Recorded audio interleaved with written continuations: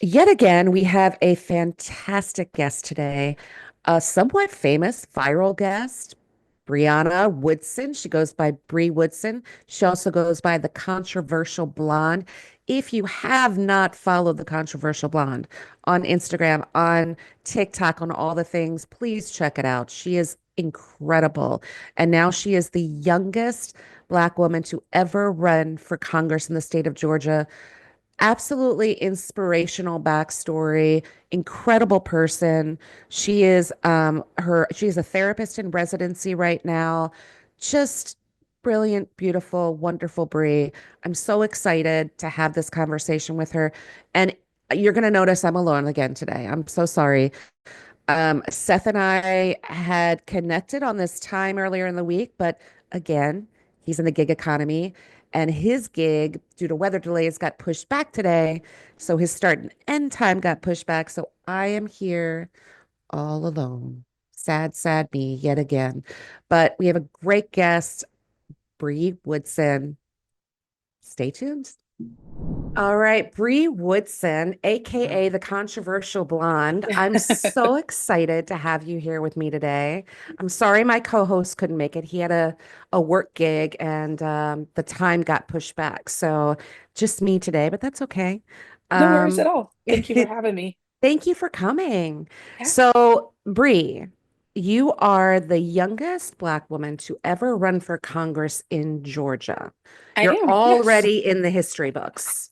Yes. And I have a Yeah. feeling that's like the one sentence of a whole chapter that you're going to write in the history books. But Thank you. let's start with just some background. Tell us about yourself. Tell us about your background. Tell us about what sort of prompted or motivated you to want to run for Congress. Yeah, absolutely. So my background definitely is not in politics. That is for sure. I'm not a politician. I don't come from a history of politicians, family of politicians.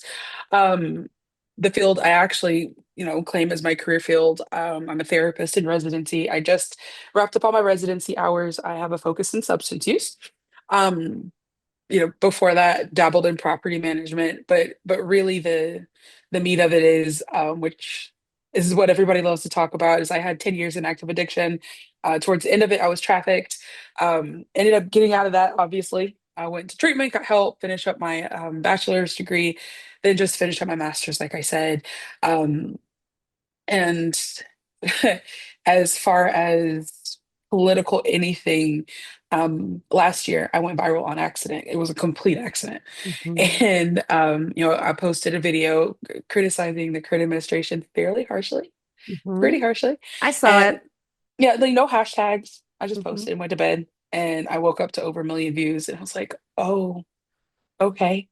Um, and then MAGA was not very happy that a Black woman was criticizing Trump with blonde hair. Sure. And so at the time, my username wasn't even the controversial blonde. It was something completely different. That wasn't the focus. I wasn't setting out to create political content. Right. Um, and so I guess they thought they were going to bully me out of my hair, which is wild. So I changed my username to the controversial blonde, and the brand was born. Oh my God, I love that. I did not know that Yeah, backstory. yeah. I It's obviously MAGA's know, fault. I know that you're somewhat controversial just in the fact of your delivery, your style, the way that you do critique or talk about this administration. Obviously, I love it. That's how I found you. But I love knowing that backstory in the username. That's Yeah, amazing. yeah. I love Yeah, that. it's been quite the journey. So every time they complain about my blonde hair, I just tell them it's you guys' fault. Yeah, Thanks. exactly. If they never said a word, I would have just changed my hair color like I normally did every 2 months, and Right. it would have been Now null and you're blonde void. forever. Now I'm blonde forever. Or at least the foreseeable future. So, Yes. I mean, and also, the story, thank you for sharing your story. I know Yeah. that's really personal, and a vulnerable thing to do. Um, so you went from obviously active addiction, being trafficked, recovery, your journey through education, the viral moment. And so, how did all of that sort of translate into, you know what, I'm going to run for Congress?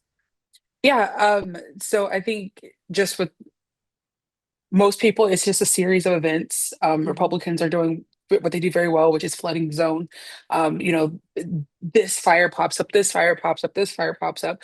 So it's just a series of events that really lined up and culminated together. And then when the woman called ICE on the Hyundai plant in Mm. Georgia, and she's also running on the Republican ticket. Oh, you're kidding. That woman Yeah, that it's Ryan actually Branham. is responsible for that plant, is it Yeah. still shut down? So it's delayed. Okay. They don't plan on shutting it down forever, but people aren't going to get those jobs. Right. It's going to be robots and machines taking over where there should have been people, and we needed people there. But yes, she is 100% running on the Republican ticket for Congressional Wow. District 12. Yeah. And so that moment in time was very much a catalyst as well, because I kind of thought, you know, if she can make such an impact with that much vitriol and hate and anger, imagine the impact I can make with actual good intention behind me. Mhm. And you know, 30 seconds of insane courage will change your life. Next thing Yeah, I know, I'm filed with the FEC and I'm on a ballot. that's just amazing. Yeah. I'm still stunned. I'm recovering from the fact that that woman that shut down the Hyundai Hmm. plant Hmm. has the audacity to run for office. Hmm. I can't imagine why any constituent would support that. She literally stripped the district of jobs. You know, the her social media presence is something else. You Oh, know, I can only imagine. she is very anti-Muslim, anti-immigrant. Hmm. It, it's a lot to unpack. Yeah. It's a lot. So you're on the ballot. Yes. How's campaigning going for you so far? Like, what are you hearing? What are you hearing from people as you go out and canvass? Do you find that there is an appetite for a progressive candidate like yourself? Like, what's the vibe, Oh yeah, especially in absolutely. Georgia? Absolutely. Well, you know, Georgia gets a misrepresentation. My dog is doing something. One of them is doing something weird. He is very non-food motivated, poor dog. Mm, And so he's resource guarding, which is crazy because if you just ate the food, you wouldn't have to worry about the other ones. Um, but you know, I think people overall are itching for someone progressive. I'd venture to say that I'm the most progressive, if not the only progressive candidate on my ballot. mhm. Um, you know, I am, as you know, from my content, I'm very assertive. I'm just going to say the things, no Yep. matter how uncomfortable it makes someone. Um, and I think that's really appreciated right now. Hmm. And I personally think holding tongues and purity politics is part of what got us into this mess. Absolutely. Um, yeah, like, you know, I told Donald Trump to his face he's an orange demon, and I wouldn't think twice about it. You know, Uh-huh. like it's just this level of we can't say this or we can't do that. We can't. No, no, no. People are losing their lives. I Hmm. live less than 2 miles away from a proposed detention center. DHS actually bought it. It was listed for $8 million. They bought it for 68 million. It's less than Why two, is that happening?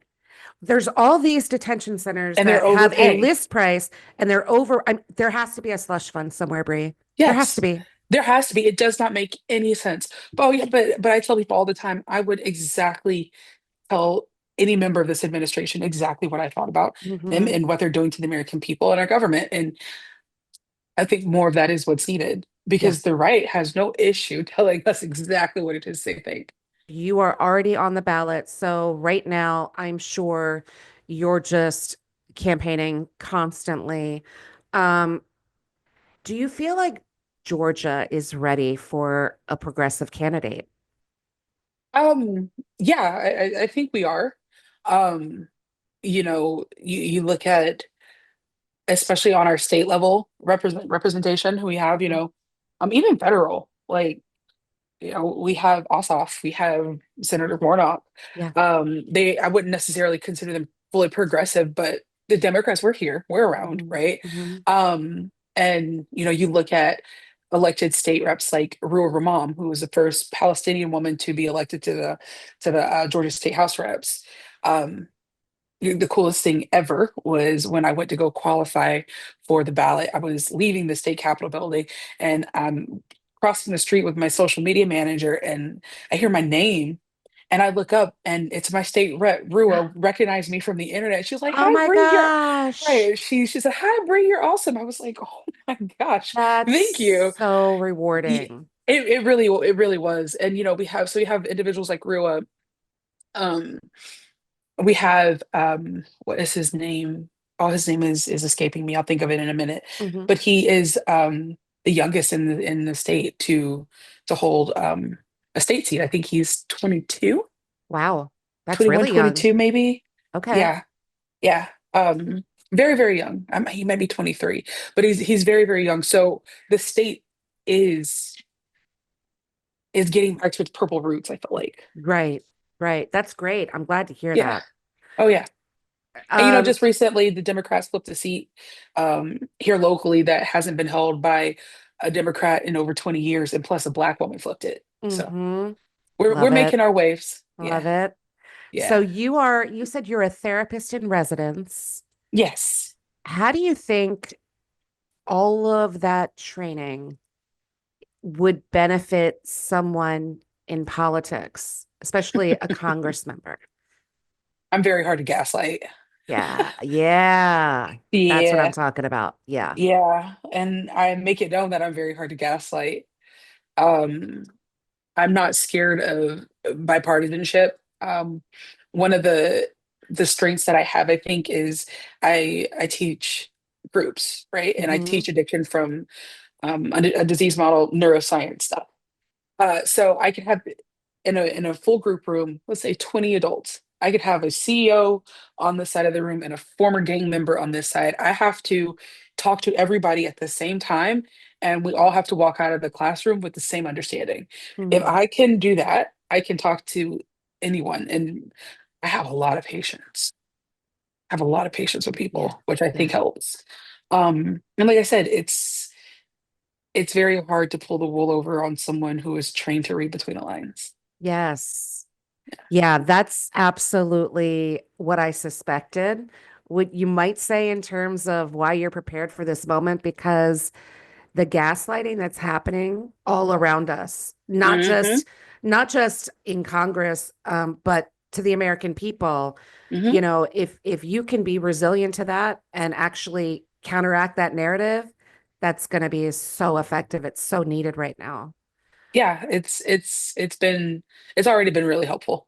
Do you think that, do you feel like establishment or corporate Democrats in Congress are meeting the moment right now?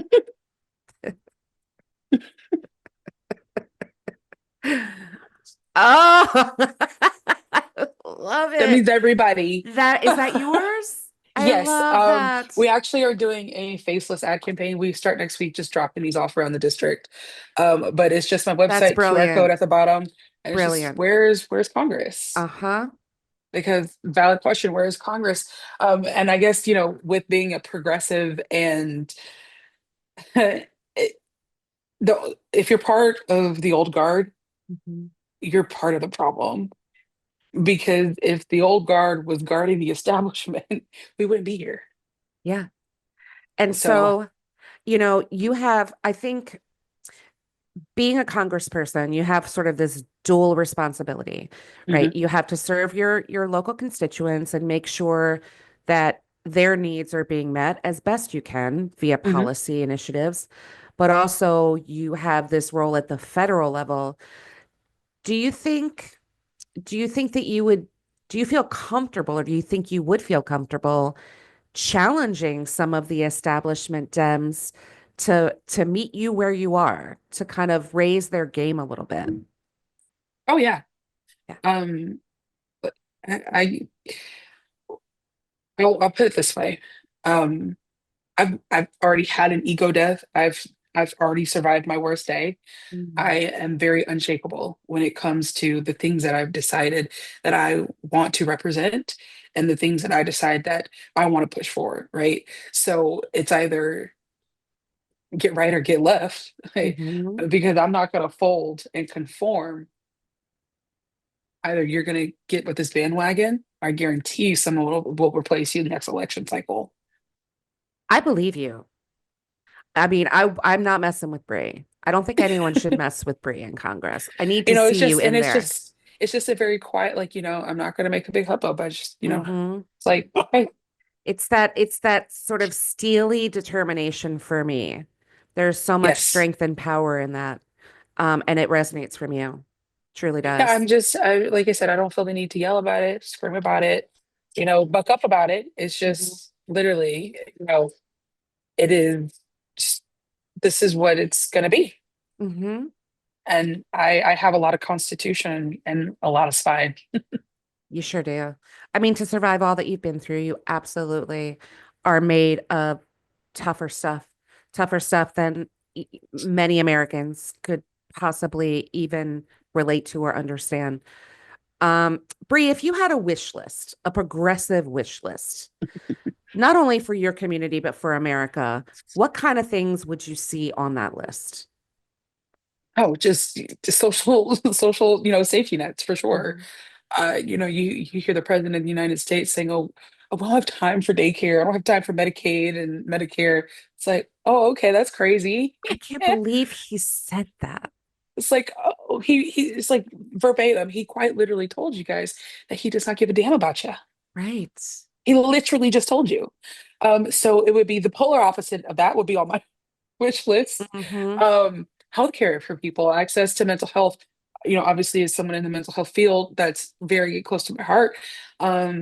Parity would be on the list. As of May 15th, of last year, the Trump administration put a pause of parity law, which requires your insurance companies to treat mental health along the same lines as your physical health. So if you see differences in how your mental health services are being paid out and treated with your insurance, that would be one of the reasons why. Um, yeah, affordability. Hmm. It would be awesome for things not to cost $1 billion. Like, I feel like every time I open my door, I lose $50. Hmm. Definitely access to healthcare, mental health included, affordability, social safety nets are the most important. I think, especially when you look at districts like mine, that are made up of a lot of rural counties Hmm. and just like a lot of rural places across America often get left out of the conversation, but they're the backbone. They're more rural counties than there are large cities. Yep, absolutely. Do you think, I mean, I think there's an appetite among Americans for social safety nets. I don't know why they get such a bad rap, but do you think we're at a place where some of these progressive policies, if we get the House and the Senate, for example, fingers crossed, we have a blue wave and Democrats take over. Um, Obviously, things still have to get signed off by Trump, but do you think maybe with the next presidency, even there's a real possibility to see these progressive policies take form at the federal level? Like, Um, well, the reason why we have such an issue with social safety nets in this country is because racism. hmm. We had them.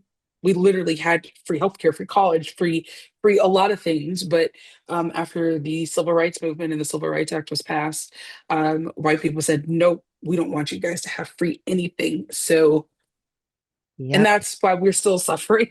Racism Hmm. is expensive. Very So it depends on how willing this country is to come to terms with that part.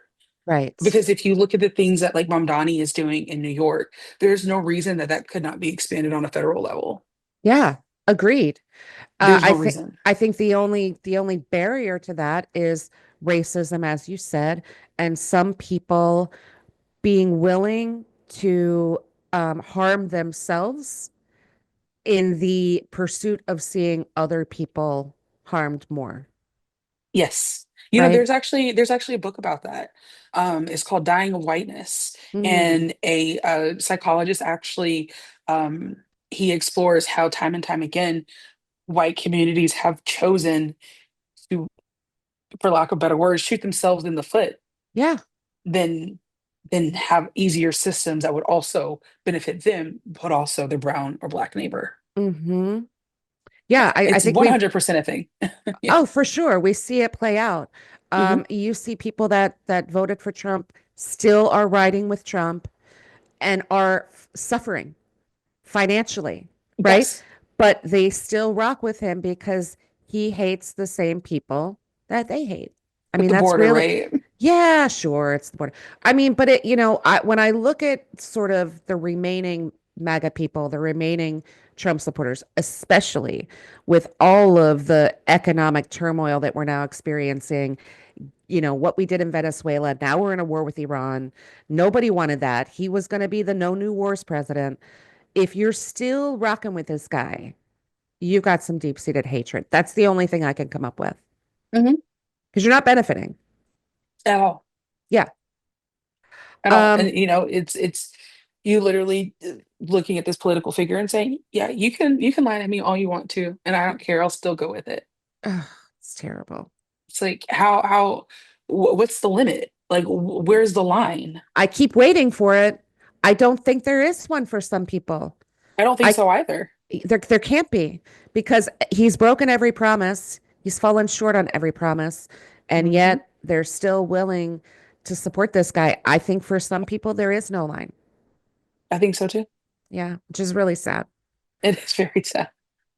Okay, so being the youngest Black woman to ever run for Congress in Georgia, when you're out there meeting with people, do you find it difficult to connect with people older than you, easier to connect with people around your age group, or is it like a mixed bag? I think it's a mixed bag. Obviously, just like women talk to women easier, age groups talk to age groups easier, and so I think that's the natural flow of things. But overall, I think it's a mixed bag. I don't really have any issues talking to people across the board. Hmm. Again, that's where, the therapy background comes in. Yeah, It helps a lot being able to, not necessarily change my wording or change my message, but meet people where they are. yeah, yeah. It's all about the approach, right? Mhm. Not necessarily the language, but just the way you connect with people. Yeah. Absolutely. So, okay. What would you say? All right, how about this?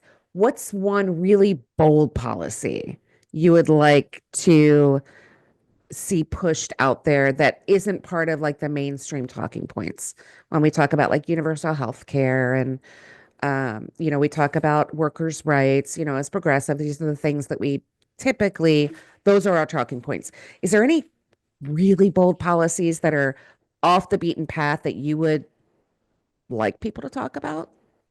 Um, Data centers, for one. I Okay. am very much against data centers. I think that there's a reason why that they're popping up everywhere, and Hmm. legislation is very slow to catch up. Mm, Um, so, and people are so thrilled and fascinated by the things that AI can do mm, that they're not often thinking about the negative impacts of it. hmm. If you just look, Oracle, just laid off since last Tuesday, just laid off 30,000 people, and they're going to take those funds and put it into more data centers and more AI capabilities. So we're being replaced in real time. Yep.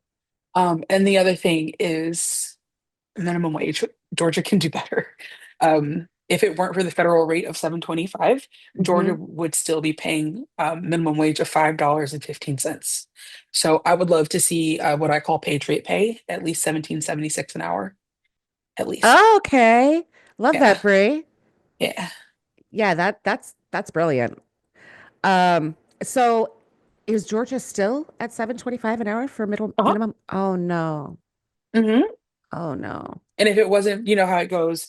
Um, the states have the choice of setting their minimum wage. Yep. Of course, if the minimum wage is higher than the federal rate, you take the higher rate. If it's lower than the federal rate, you take the federal rate. We're at Hmm. $5.15 an hour, so we take the federal rate of 7.25. Okay. Wow. Yeah. I can't believe I haven't talked to many people where the states are defaulting to the federal minimum. Most states Hmm. go at least a little bit higher. Oh, that's terrible. Hmm. I We're mean, still at how do you 7.25. survive? You don't, in short, you literally don't.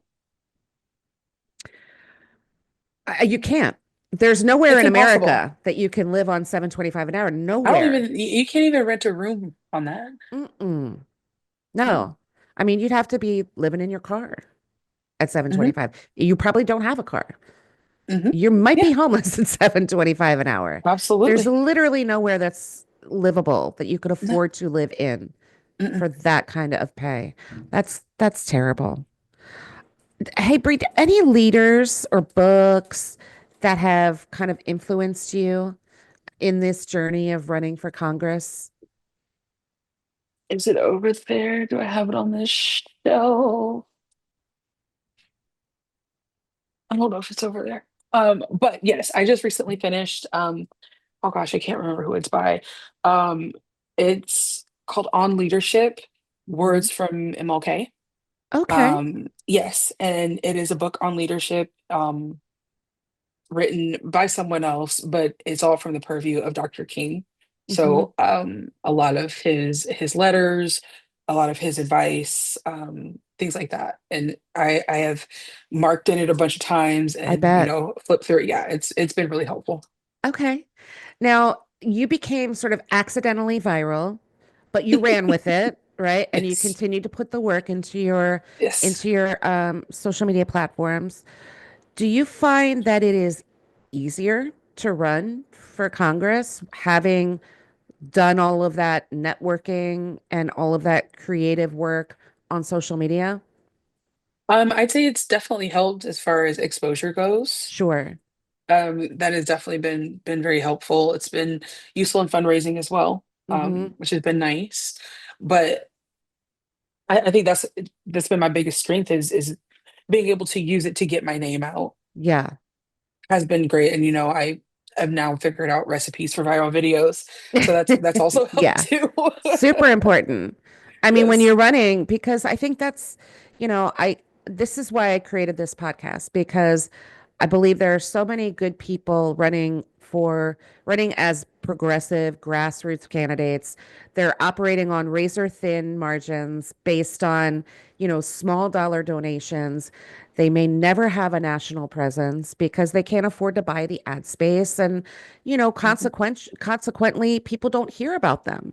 Mhm. And I think everyone should hear about the great people that are running, not just ahead of these midterms, but all the time. But unfortunately, they just don't get the recognition that they Yeah, deserve because they absolutely. can't buy it. Absolutely. So that's my next question. I ask this to every guest on the podcast. I already know the answer. Do you accept any corporate PAC money or any APAC or foreign influence money? No,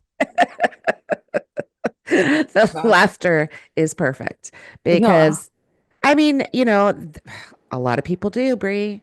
It's not uncommon. Mhm. And even Yeah, though no, progressives I won't be fundamentally don't taking do that, I have to ask. I won't be taking funds from the iPlace. Hmm. I if you Look where see it my got us. content, if you see my content, you know how I feel about that. Yes, I do. Yeah, And no. and look where it got us, right? Yeah, Look where getting it got us. the brakes beat off us is what's happening. Yes, Yeah, absolutely. yeah. So, okay, what do you need as a progressive grassroots candidate? Obviously, you're not taking big corporate PAC money and APAC money, so you need your small dollar donations. Do you also need volunteers? Like, is there Yes. anything missing that could help you run your campaign more effectively? Yeah, absolutely. Like you said, volunteers always helps. Donations, Mm-hmm. volunteers and donations are the main focus, especially as we're starting to get closer to that May 19th deadline. Um, and those are really just the main things. And if you can't donate, if you can't volunteer, always share and interact with content because that puts us on the pages of people that might be able to offer some talent or have some cash available. So sharing and liking and engaging in content is just as helpful. May 19th deadline. Is that primary? That's my primary, yeah. Okay, good. May 19th. Glad you said that because I forgot to ask you. So Yes. May 19th is the primary. How many people are you running against on the Democratic side? 4. Four. Okay. And then there's an incumbent that's running, right? Hmm. And unchallenged, unopposed. No, Tori, the woman who caught ice on the Hyundai plane, is running against the incumbent. Nobody That's else, just her and the incumbent. poetic. Yeah. Tell me, why do you stand out among your Democratic, I mean, among the other people running on the Democratic side for the primary? Yeah. I think obviously I'm more progressive than them. My age Hmm. definitely stands out. I don't have a background in politics. Hmm. Everybody else, I think, save for one person, does. Okay. Um, and you know, my experiences are completely different than the average, Hmm. and I think that that enables me to see through a different lens, Yeah. and I think it's a much needed lens. It's I how do you speak for the marginalized if you've never been marginalized? I love that. Yeah, absolutely. That's a great point. I mean, your entire worldview is informed by your history. We all have different histories. We all have different experiences. Yours, I think, has, in my opinion, and based on, I don't know you personally, but I feel like I kind of do because I've been watching you for a while. Um, I feel like your worldview has sort of created this endless empathy in you. And we need to see more of that out of our politicians. But yeah, one thing I say often is, criticism without compassion is just brutality, and we've got enough Mm, brutality right now. we sure do. Bree, I love talking to you. I feel honored that you even decided to meet with me today. Oh no, Um, absolutely. Thank you for having me. Tell our audience how to find you. I know, and if you don't know, you need to know. Bree, tell them how to find you and where to find you. Yes, TikTok and Instagram. If you're looking for congressional content, find me under Bri Woodson for Congress. That's BriWoodson Congress. My website is briwoodsonforcongress.com. If you are looking for my digital footprint and my take on some things unfiltered, you will find me on TikTok and Instagram under the Controversial Blonde. And you should definitely be following the Controversial Blonde. This podcast reaches a lot of like-minded people. They're going to love your unfiltered takes on politics and the world. I know I do. And Thank Bree you. Woodson, what a pleasure. Thank you so much for meeting with me today. Thank you for having me so I'm much. wishing you all the best. Please reach out to the show if you need anything as Yes, we get closer to absolutely. that primary date. I am cheering you on from afar. I'm going to keep my eye on you. There's so many big things ahead of you. I feel it in my bones. Thanks so much for coming today. Thank you for having me. Thank you.